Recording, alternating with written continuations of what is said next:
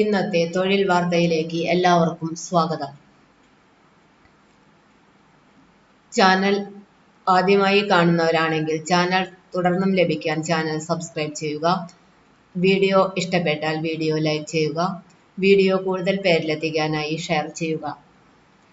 ഇന്നത്തെ വാർത്തകൾ. സഹകരണ സർവീസ് പരീക്ഷാ ബോർഡ്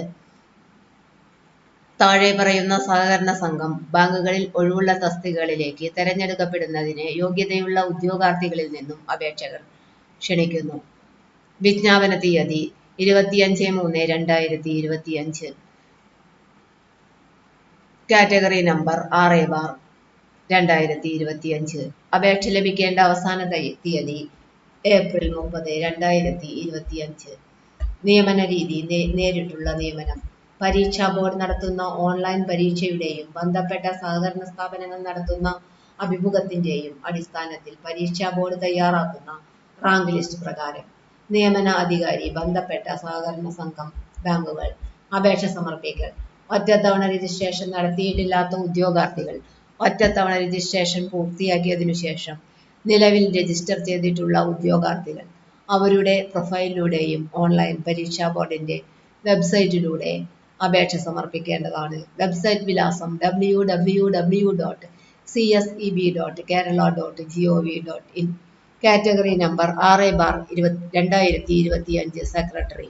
വിദ്യാഭ്യാസ യോഗ്യത degree with HDCE and BM with 7 years experience as accountant or above that post in cooperative bank or BSc Cooperation and Banking from Agricultural University with 5 years experience as accountant or above that post in cooperative bank or master's degree in business administration or MCom with finance as the main subject or membership in Chartered Accountants of India with 3 years experience in banking sector and having cooperative qualification.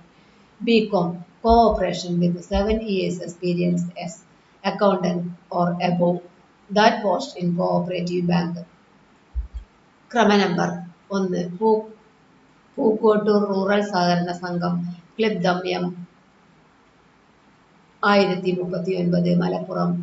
Pin 676517. Phone number 0483294437. ഒഴിവുകളുടെ എണ്ണം.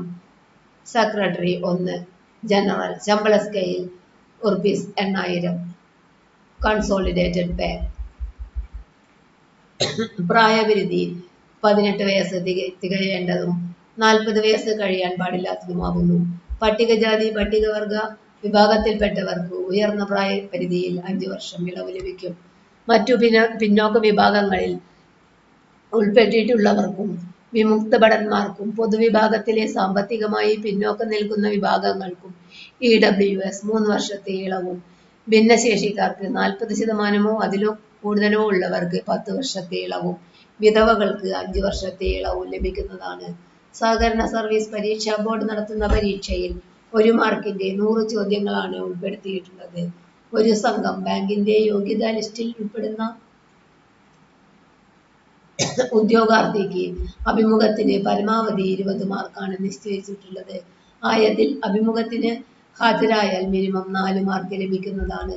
ബാക്കി 16 mark അഭിമുഖത്തിന്റെ പ്രകടനത്തിനാണ്. ഉദ്യോഗാർത്ഥികൾ പരീക്ഷാ ഫീസിനോടൊപ്പം സർക്കാരിന്റെ 13/8/2024 ഉത്തരവ് പ്രകാരമുള്ള 18% GST കൂടി അടയ്ക്കേണ്ടതാണ്.